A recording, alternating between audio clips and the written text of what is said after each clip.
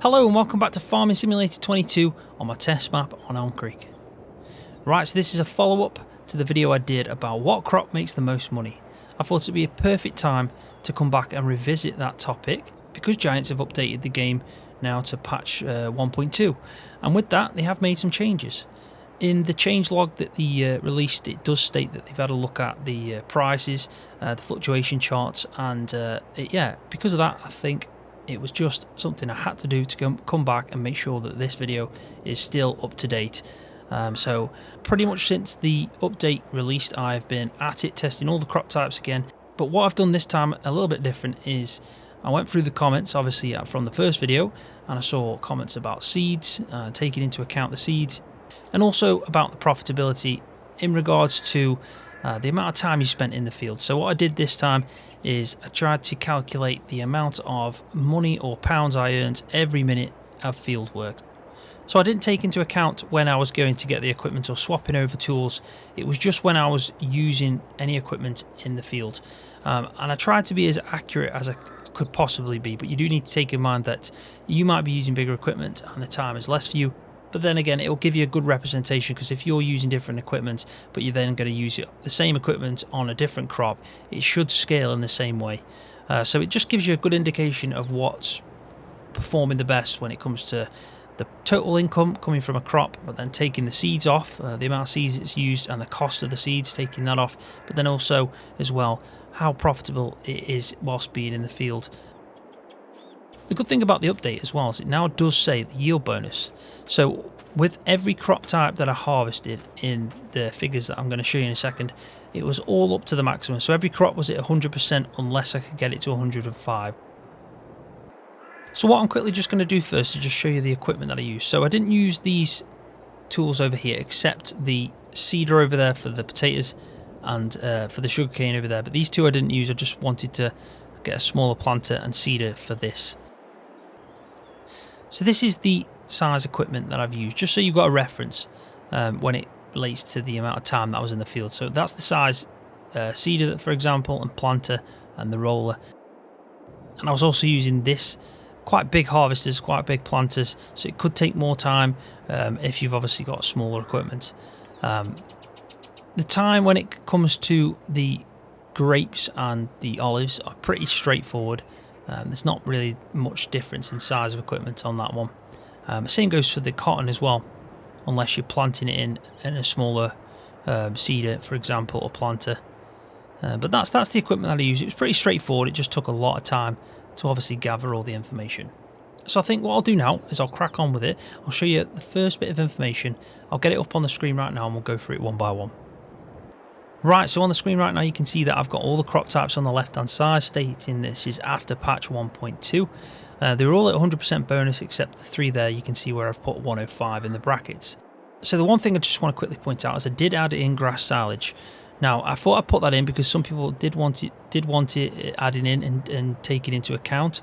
Now what I've done is just obviously planted some grass, tried to max it out to 100% yield bonus, and then I've mowed it. I've picked it up with a forage wagon having silage additive in, and then the yield I got from the fresh cut grass, I've assumed that that's going to be turned into silage and sold. Now it's the one thing that I didn't take into account with the time frame, because of the fact that you're either rolling it or you're putting it into bales, and I didn't really want to take an estimated guess on that, so I've left that one out of the time frame. But I have taken into account with the income, the seeds as well, so at least it'll be on there and give you an indication of where it sits, grass silage.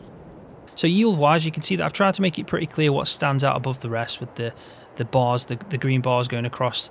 So you can see that sugar beets, potatoes, sugarcane and grass, you get a higher yield. But I also noticed that the yields haven't changed that much at all. I really did just get the exact same numbers that I got in my first test.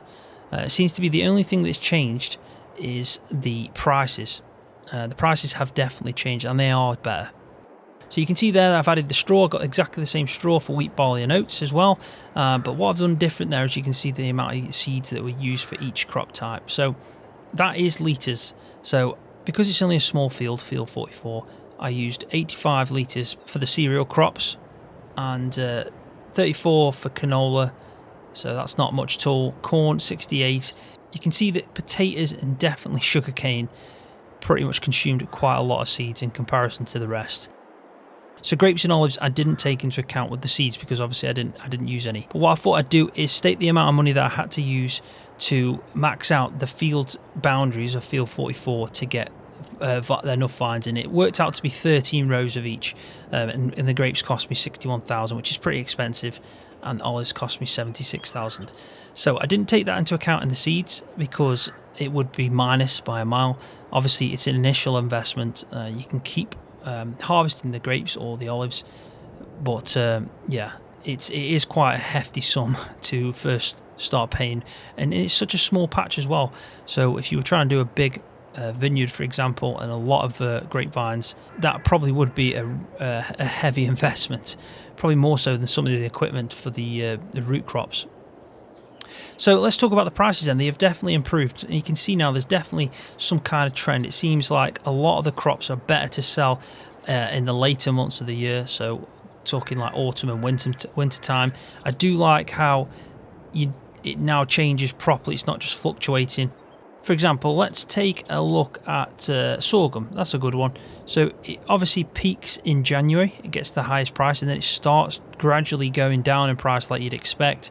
It gets to the lowest it should be in July, but then it starts rising again all the way through to December, and then it peaks for me in January. So there's definitely a good trend now, and you can start mapping it out and get a good idea of when to sell and when not to sell. I think before it was just difficult because you were just hoping that you'd see the best price. And with it fluctuating so much, you were trying to predict without any knowledge because it was different every time, each year. So it is much better now, and the big standout for me there is the price in soybeans. So in the last video that I did on what crop makes the most money, I found soybeans to be right at the bottom because of the price. Now the price has near enough gone up by £1,000, which has made a massive difference to where soybeans now sits, which is really good to see because I do like doing soybeans. It was my favourite crop in FS19. It seems like they've gone back to the same kind of prices that we saw in FS19 as well for FS22, which is good. And yeah, 2,400 for that. Just to recap, prices have got better. They're now in line with what you'd expect. There is highs and lows that start to make sense. You can see trends. The low prices in this table are in blue, and the highest price I saw was in like an orangey yellow colour, depending on what you're seeing.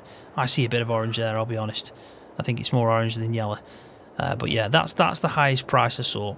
So I thought I'd just quickly point out as well that if it's in green, a price on the table, then it means that it increased from the previous month. If it's in red, then it means it decreased from the previous months. And all prices were on medium difficulty, and I took them at 9 AM for a 12-month period. So now what I'm showing is the actual income that I got if I sold at the best price that I witnessed. Now this is again the best price that I'm witnessing on Elm Creek. This might be different on another map. You might be playing on a modded map a few months after this video. You might be seeing different prices that are custom to that map. But if you're playing on Elm Creek, these are set from the base price really.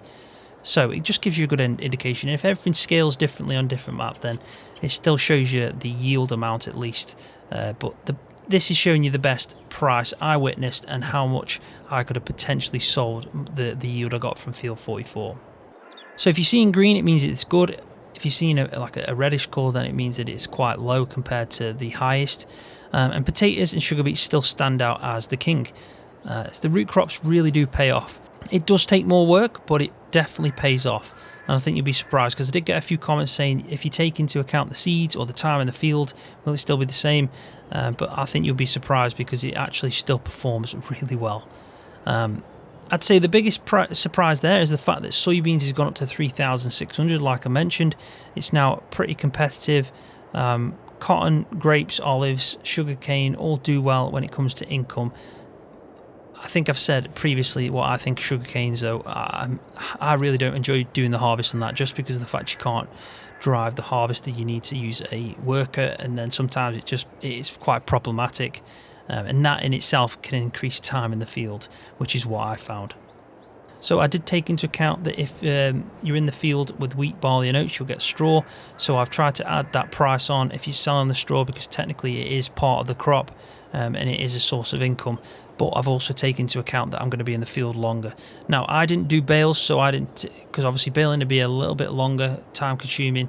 I just picked it up with a forage wagon and I took the extra time into account on that. Right, so now is the income after seeds.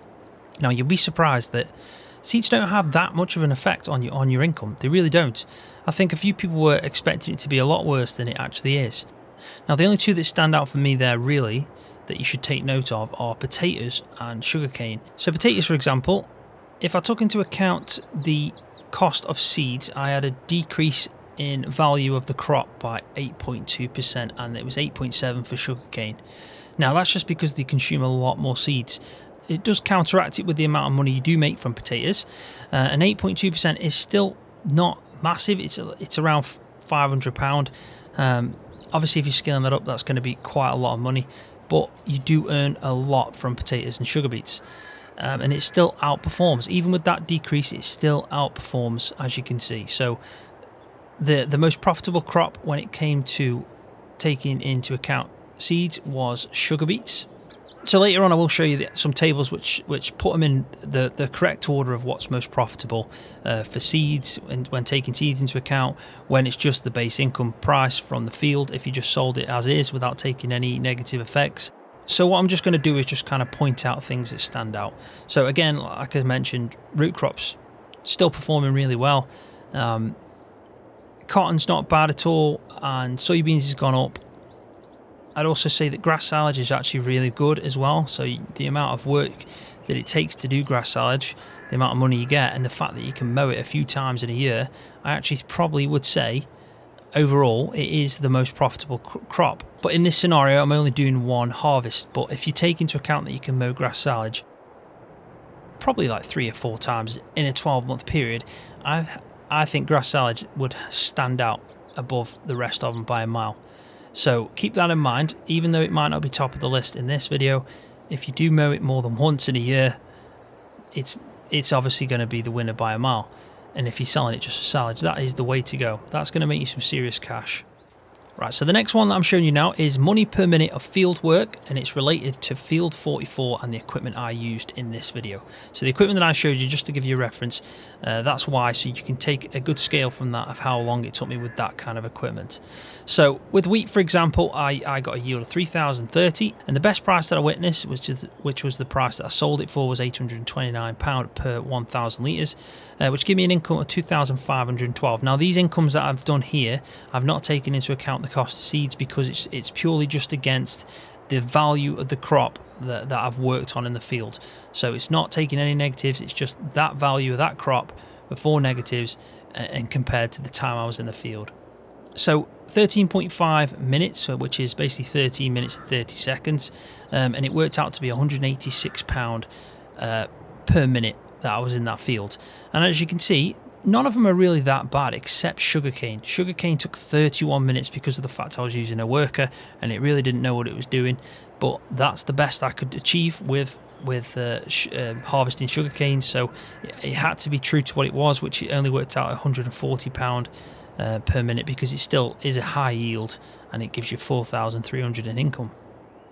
But the one that stands out for me there the most is sugar beets. Sugar beets, I had a few comments saying it's obviously going to take longer to do the root crops, and yes, it does take longer. As you can see, it's 16.25, so 16 minutes and 15 seconds it took me, but £376 per minute is miles above the next best, which is cotton. So, and potatoes is very close to cotton as well. So you can see that the root crops there really do still stand out quite well. And soybeans now as well is pretty good. £295 per minute of field work it worked out for me with soybeans. So I do like the fact that soybeans has got back to where it should be. It definitely shouldn't have been at the bottom of the list last time. I think Giants probably realised that they messed up on that one. So if you do want to look at these properly all over, take a screenshot of them in the video. If not, they'll all be in my Discord. I've got a channel set up just for these sheets that I'm putting in these videos. So if you do want to get your hands on them, so you can properly look at them a little bit more, then yeah, jump into the Discord. The link's in the video description, and everything will be in there. So what I'll do now quickly is just show you the orders that I got. So the most income that I got from a crop, the best one was potatoes, then sugar beets, then grass silage, grapes, sugarcane, cotton, olives, soybeans. Soybeans was at 8 now instead of bottom, which is much better. Barley, wheat, oats, corn, sunflowers, sorghum, and then bottom is canola. So canola turned out to be the crop that gave me the least amount of income. So this one is in order with taking into account the seeds, so the cost of seeds being taken off the income of the crop. And as you can see, that sugar beets goes back up to the top, potatoes is second, grass silage is third, cotton, sugarcane, soybeans is moved up to 6, barley, wheats and oats have moved up a little bit, corn, sorghum, sunflowers and canola is still at the bottom. So now I'm showing you the best crop by money per minute. So this isn't taking into account, like I said, seeds. This is just what crop I found to give me the most money per minute whilst in the field. And again, sugar beets is at the top, cotton came second, potatoes, and then soybean was up to 4th, which shows why soybeans is now pretty much where it was used to be, which is a really good crop to do because it is quite easy to do. There isn't much time involved, and it turns out to actually give you a good yield. It'd be perfect if we had soybean straw, though. I think that's if we had soybean straw, I think that'd top it. The sorghum, canola moved up to 6 in this because of the fact that it's a really quick crop to do. It doesn't take much time, unlike the sugarcane, for example, which does take a lot of time. I think you can see that there isn't too much different there. The barley, the wheat and the oats went down in this because I had to pick up the straw. If I didn't pick up the straw, then they'd be a lot higher than what they are right now. But sugarcane for that was the worst by a mile.